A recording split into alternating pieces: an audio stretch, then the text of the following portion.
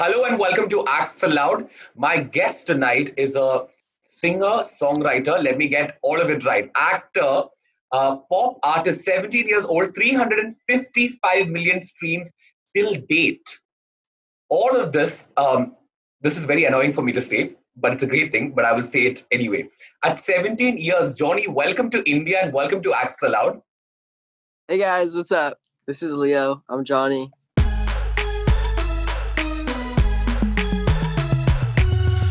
Welcome to India. Have you ever been here before? What do you know about India? Have you watched any content from here? Have you heard any music from here? What has happened?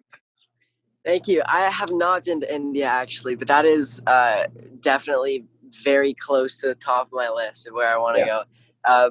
I remember like since the very start of me doing YouTube, the Indian fans have always been easily one of the most supportive countries in my entire fan base. So I want to meet you guys. I want to see you guys very soon, but I'm not sure. I guess you learned about India a little bit over the years in school and stuff like that. And I would love to learn more though. When I come, hopefully you guys can teach me. You planned this after the lockdown, Johnny. Of course, yeah. I want to go on a full tour. I want to do a world tour. Yeah. I've never toured anywhere in Asia, Africa before, so I want to go. I want to go everywhere. Yeah, you definitely should come. Listen, tell me about this 22 million collective fan base on social media, and how does this sort of let you have, like, I know I heard that you went to school apparently for like higher athletes, but how can you have a normal school life when this is the kind of popularity that you come with?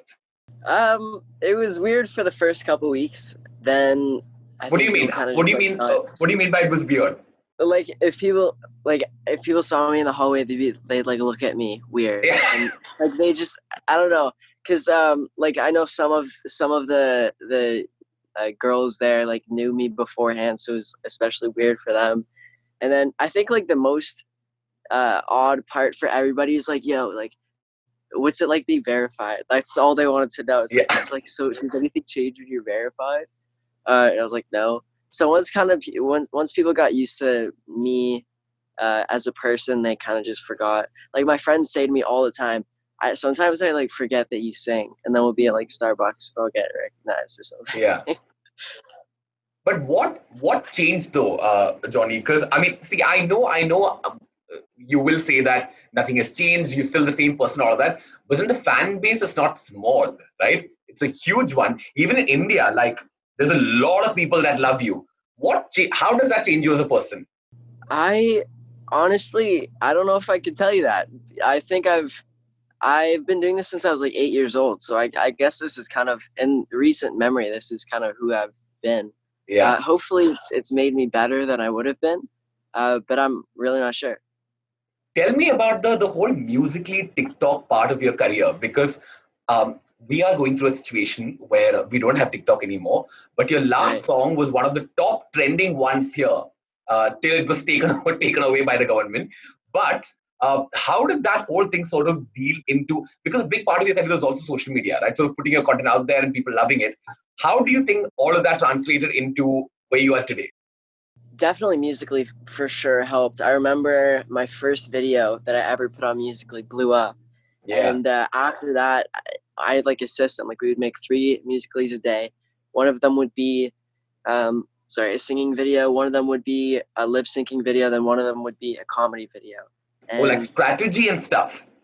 Yeah, we had like strategy, and it worked. I mean, it translated super. The goal is always to move it over to like Instagram. Because Instagram is kind of like the sorry, it's in the background. It's always Instagram is always like kind of like the center of social media. Everybody always asks how many Instagram followers you have and stuff like that. So I think we were just kind of diligent with it, and we were super persistent, and it translated into Instagram and YouTube, which is the goal. And then of course with TikTok. I don't know why, and I don't know how, but What If is just blowing up again, which is crazy. It's a good thing, Johnny. It's a good thing.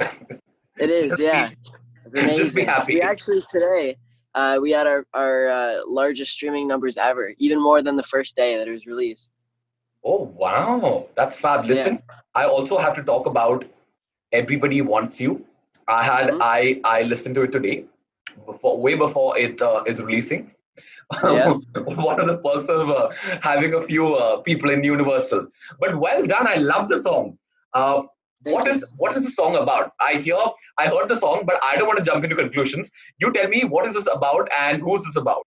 The song is, it's about a girl that kind of, she's amazing. She knows that. She knows it. And you know, it's that's kind of a dangerous situation to get in. Yeah. But basically this girl is super hot and she knows it. And she's kind of just a demon. She's demonizing me. And that's all I can kind of say. Are we I seeing? said on live that that this song was kind of like, oh, I forget what I said. It was kind of like a roast. But yeah, you guys will see. You'll see. Johnny, are we saying that you're dating this girl, or is it just like this one girl who's hot that you're into? Pardon me? Are we saying that you're dating this girl, or are we just saying that it's this one hot girl that you like? No, I'm not dating anybody. Promise. No. But Johnny, tell me, I mean, a lot of your songs, right? I mean, almost all of them you write it yourself, be it Phobia or Everybody Wants You, all of that is such a big part of your personal life, right? I mean, even Phobia, you're talking about things that you're scared of. Mm. Even the other songs that the last song was also about sort of wanting to meet someone and having feelings for someone after a breakup. These are very personal parts of you, right? Is it scary to Yeah. sort of put such personal parts of you out there for the world to listen to? Yeah, especially Phobias was super, that because that was kind of the first song where I really got vulnerable, Yeah. and it was a spooky experience for sure. I didn't really know how the reception was because if people like laugh at you, like about just imagine what would happen if like you put a song and everybody's like, oh, this song sucks, and it's a song Yeah. about like your feelings. I'd just be like, oh man. Yeah. So yeah, that one was definitely scary to put out. Yeah, but see, I'm very glad that you brought this up because I don't want to keep reiterating the fact that you're 17, but that's what your age is, and that's a really young age. Sometimes I feel like because you're popular, two, you're on social media putting out content, right? And social media is while there is a lot of love, it also can be like a scary place when it comes to being a mixed ball of like hate as well, right? How Yeah. do you sort of how have you learned to deal with that at this age? Like when you put out a content and if there's hate, anything for that matter, how do you deal with stuff like that? Uh, I try to just not look at it. Like a lot of times I just like won't look at comments that I like on videos that I know are gonna like get hate or things that I know are gonna get hate. I just don't look at the comments ever. Cause I'm like, I don't need to see that. I really don't care. And it's not constructive. Yeah, but I mean, I feel like now, having been in the industry and the scene for from when you were 8, like you said, I'm sure like it's gotten easier now. But was there a point when it did affect you when you saw like hate? You know, I was always kind of shielded from it. Like I I remember a couple of years ago, I was like, "Oh, I'm going to go look at my old videos again and just like Yeah, see what was happening." And I went and like it had they had like so many dislikes and I looked at the comments. They were so mean. I was like, "Wow, like I'm glad I never saw this." Like I would yeah, have been so upset as like a 10-year-old with all these hate comments. It was actually so funny. I was like, "No way." yeah, yeah, yeah. Is it fab? I was bad though. They were terrible. So like fair play, but still. See, that's a very subjective thing, but also like when it comes to social media, some people are just sitting there to throw hate. So I mean, that's a different thing. Yeah. Yeah, why do you mean to a 10-year-old, man? Yeah. That's true. That's true. But tell me, we shouldn't forget. I mean, in conversations about social media, we always tend to like highlight the hate part of it because that's so impactful. But like also love is really cool, right? I mean, you put out content and there's so much love. And even when I put out a story asking people to send questions for you, there was so much love that came from like, from just India. So I can imagine the kind of love that's there across the Mhm. world. How important is this to you when you're sort of building your social media and there are fans following you and there are millions? How important are these numbers to you? The numbers themselves, I really don't care. It's Yeah. the love is the important part, like you said. Um, it's still crazy to me that that people on the internet just like love me and like love what I Yeah. do. It's so empowering. It makes me so happy. Um, my dad always says, like, when I see like a hate comment or like I'm like upset about something, um, he'll be like, listen, like for every one hate comment, there's like 100 comments saying like you're the best, this is awesome. So like just don't pay attention to it. And that's kind of what I live by. I just try and focus on the positives and the love that is given to me by India, of course, and also the rest of the world. Love Um, it. I love and how you're playing to the gallery, Johnny. Well done. yeah, and yeah, that cousin, this it just drowns out the hate. Tell me, but what's been like the funniest fan experience though? I'm sure like you've had weird ones when you were younger because you were at 10 years old, you were working. Yeah. Yeah. The weirdest fan experience. I don't even know. There's so many. That sounds like a great problem to have. I want. If I Yeah. I mean, people come to my house sometimes, which is like kind of odd. Wait, sorry. Did you say funniest or weirdest? I I forgot mean, already. either a weird, funny one. Funny one. I don't know. I fall in the crowd all the time, like kind of accidentally. Like I'll like put my arm in, then I'll just get like yanked and just go. But I mean, it's kind of funny. It's kind of fun too, though. More than funny, that sounds dangerous. Like probably, but it's still Yeah. funny. But tell me, you talk like this today, Johnny. I mean, when I'm talking to you, you sound extremely mature, right? I mean, you kind of feel like I feel like you know what you're talking about, and I feel like you know where you're coming from. Um, it's very interesting because you were 17, and it's not just a normal 17-year-old's life. I mean, you're not like randomly going to school or like finishing homework. You have at the end of the day, you have a business that you're running with your family, right? You are a brand. Does that also mean that you probably had to sort of grow up faster? I don't think so. There were definitely things that I learned about from a younger age, like Yeah. branding and brand awareness, and having to dress a certain way as to be in line. Like I couldn't go out and wear like my tracksuit every day. That was my favorite tracksuit, even though I did have a favorite tracksuit. But like when it was time to film a video, I had to go put on like skinny jeans and like a denim jacket and like Yeah. look the part, do my hair. Yeah. So in a sense, my parents definitely preserved my childhood innocence. Like I was a kid, I played with my friends, but also I think I got best of both worlds because I learned about responsibility and business and budgeting and things like that from a young age. And How? learning how to like talk to adults was a big one because I was Sorry, scary. say that again. And learning how to talk to adults as well. So I was like really, really, really like shy, nervous about anything when I was a kid, and now I really just don't care anymore. Like Yeah. if you were to put me in a label meeting at like 10 or 12, I would not have said a word. But like now I'm comfortable. I can say I mean, I'm whatever. 25. Does that make me an adult? It does make me an adult. Or what? I don't want to be. Same. I'm 18 in like 5 months. I'm an Yeah, older scary. teenager. Okay. Anyway, tell me. Uh, tell What me. was that? Just fireworks. Why? Who's lighting off firecrackers in the middle of the day? Are your fans celebrating you out? We're in cottage country. I think there are fans showing up outside your house to celebrate you. I think so. Okay, tell me, it's interesting that you said that your parents and your family sort of made sure that you're grounded and stuff like that. You also work with them, right? I mean, your dad is involved, your sisters are involved. How does this equation work? Because I feel like if I had to work with my family for anything, I will kill them. Yeah, How I mean, we definitely does it fight work? a lot. We definitely fight a lot, especially Darian and I, because we're pretty close in age. But I mean, you kind of just have to you really at the end of the day, you have to be productive and you have to kind of get used to one another. So when it's time to work, you have to put your beef aside and like just wait, or you have to sort it out pretty quickly. Yeah. So it always kind of works itself out. And also, um, I remember like when I was a little bit younger, like Darian and I used to fight like really badly. And whenever we would kind of make a YouTube video or do something work related, it was always fun. Like, and I Yeah. always just kind of forgot what we were fighting about and just didn't matter anymore. So for sure, it causes problems sometimes, like when people don't do what they're supposed to do. Um, or like if I have like a liner, hey James, a liner to do, and I don't do it for like a couple hours there, and be like, "What are you doing? Let's go." And I'll be like, "No."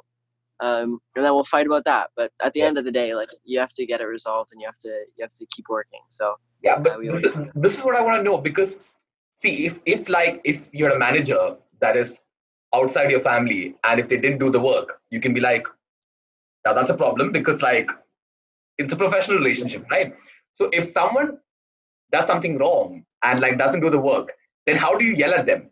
You just yell But at them. we're in the same house. I just yell from upstairs. Yeah, It's pretty easy. I don't have to send any emails. I just go downstairs. I'm like, "What are yeah, you doing?" yeah. Oh, yeah, yeah. Probably just makes it easier then. I get it now. Yeah. But tell me, what is the whole deal of being a public figure, Joni? Because, like you said that you have to be sort of careful about what you're wearing when you're going outside and what you do when you're going outside. Is that pressure at your age to be careful about what you say, what you do, what you wear? Actually, not really. I mean, like sometimes when I'm with my friends, like, and there's like a group of like kids walking by, I'll be like, okay, I have to chill. Like, I'm not gonna be like crazy, but mostly like I don't really do anything that could get me in trouble. Yeah, So I kind of like I have to kind of like I can't be like crazy walking around in public because if somebody videotapes it, they're like, oh, that kid's annoying. yeah, But like I don't know, it's not that much pressure. yeah. My dad always tells me, um, he always says like, don't do anything that you wouldn't mind your grandma knowing. So I think that's a good saying because What is something that you would probably be doing had you not been a public figure, like in public? I'd probably be playing hockey to be honest because that was kind of all I did before YouTube. So But I'd what be is the playing problem hockey. with playing hockey now? No one's gonna have a problem with playing hockey now. There's no pressure there. No one's gonna judge me. Like, oh my god, that Johnny who's a singer also plays hockey. It's not a problem. Yeah, I mean, I don't know. I'm a Canadian. That's what I do. I love how you just left it at that. I love this part because I think as Indians we just do that too. I'm like, we just justify our actions by saying, oh, we're Indians. Yeah, I'm Canadian. Love it. Love it. Listen, tell me before we get to the next segment, which are fan questions. Tell me, is there something that you want to tell to your fans in India because they love you? I mean, your last song has been trending on the Ghana International Top 50 list till now. It's been a few months since it released. That's crazy. To my fans in India, thank you. Thank you for supporting me, streaming, of course, being awesome. I will visit you hopefully soon, one day, when there's no pandemic anymore.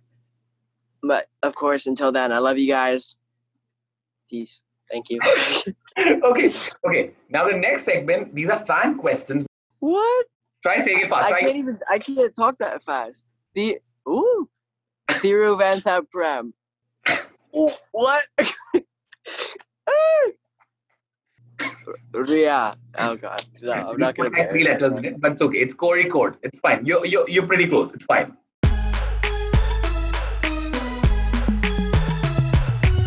We're starting with Cassidy Wilkinson is asking, can Johnny and Annie hang out and collab? Annie's in the US right now, I think.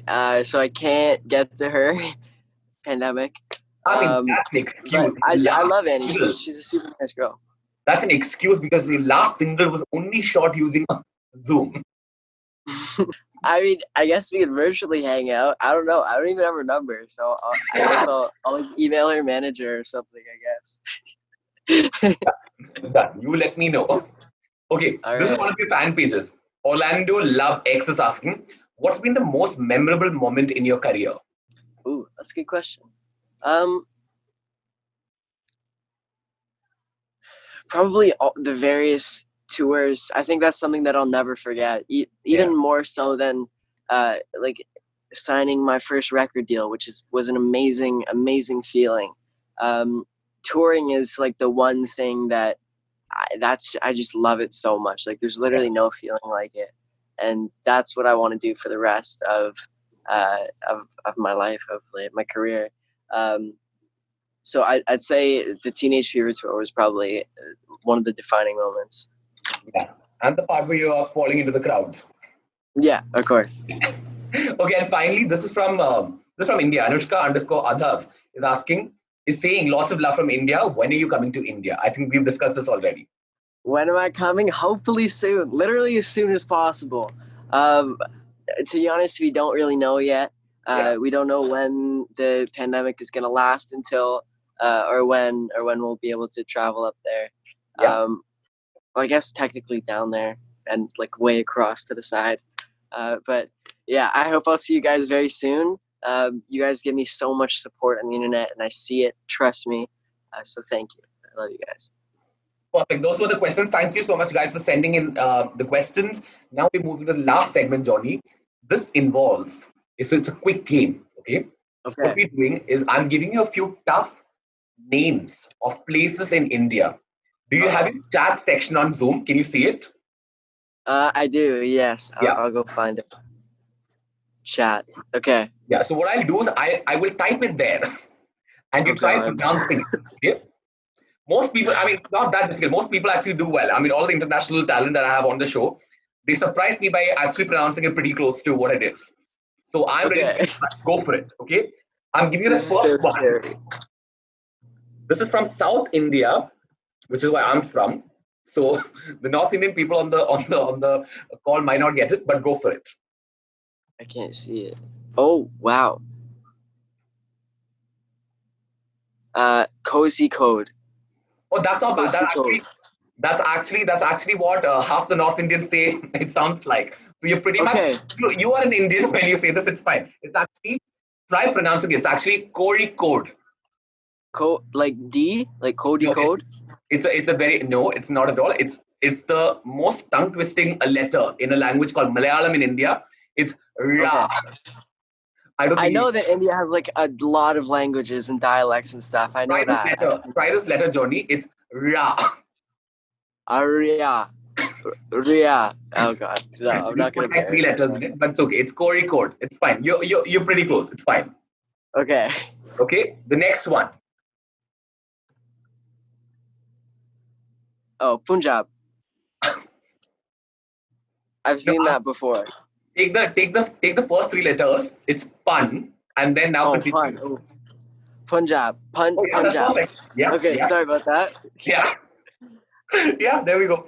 Now, this is a place in Mumbai. It's a Mumbai suburb. Andheri. Yeah, pretty much. Oh, not bad. It's Andheri. Yeah. Andheri. Yeah. Okay, I'm giving you the last one. Okay, this is a very tough one. This is actually where I'm from. It's a long one, so try. Give it a try. I'll go. I ran.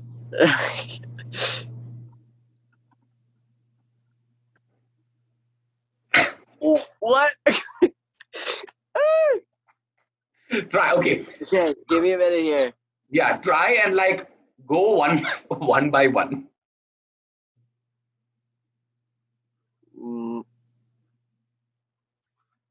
Are there any letters that I don't pronounce? No. Oh, you pronounce all of them? Everything. Okay. Go slow. Go slow and steady. Thiruvananthapuram. Oh, that is not bad. It's actually Thiruvananthapuram if you say it fast. Try saying it fast. Oh. What? Try saying it fast. I can't talk that fast. Thiruvananthapuram. You are missing a few letters there, but then it's fine. I get it. Okay. Don't look at the chat. Okay. Just say Thiruvananthapuram. I can't. I mean the English word for the place is Trivandrum, so which is easier. Trivandrum? Yeah, there you go. Yeah. Perfect. I just had to give you the Malayalam version of it just to make it difficult. Thank you. Yeah, but well done, Johnny. This is you're quite good at this. I'm telling you, people surprise me in this game sometimes. But thank you so much, Johnny. Your song is coming out in September. Everybody wants you. Is there something towards the end that you want to tell everyone about the song? Ooh, this song is probably one of the ones that I'm most proud of. We worked on this for so long. Literally so long. I think we finished it up while I was away, and we did like I think like 3 mixes in a day. Like we sent it back and forth so many times, just trying to get it perfect. And we would ask for like one little small change, and then he would do it. And then we would just be going back and forth so much that we spent so much time on this song. So I hope you guys enjoy it. Please check it out, and thank you. Yeah, and let him know what you guys think. Send him a lot of love. Also, stalk him on Instagram and find out who this hot girl is and comment below. Yeah, do that. And and Johnny has a YouTube channel too. So if you go under the comment section and see the right answer, then like it so that we know. Johnny's like, no way. I will. Okay, thank you so much, Johnny. So at the end of Axel Out, we do something called the Axel Out virtual hug.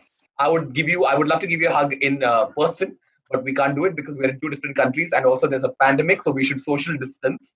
So just open your arms wide and just pretend like you're hugging, and we will take a screen grab. Okay, hug. No, don't. Oh wait, we're not actually hugging. Okay, we're going like this. Yeah, otherwise your face won't be in the screen grab. Done. We got it.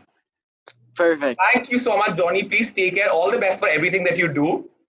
Thank you. And I hope you grow slightly older so that I don't feel insecure about your age. Thank you. Thank you so much.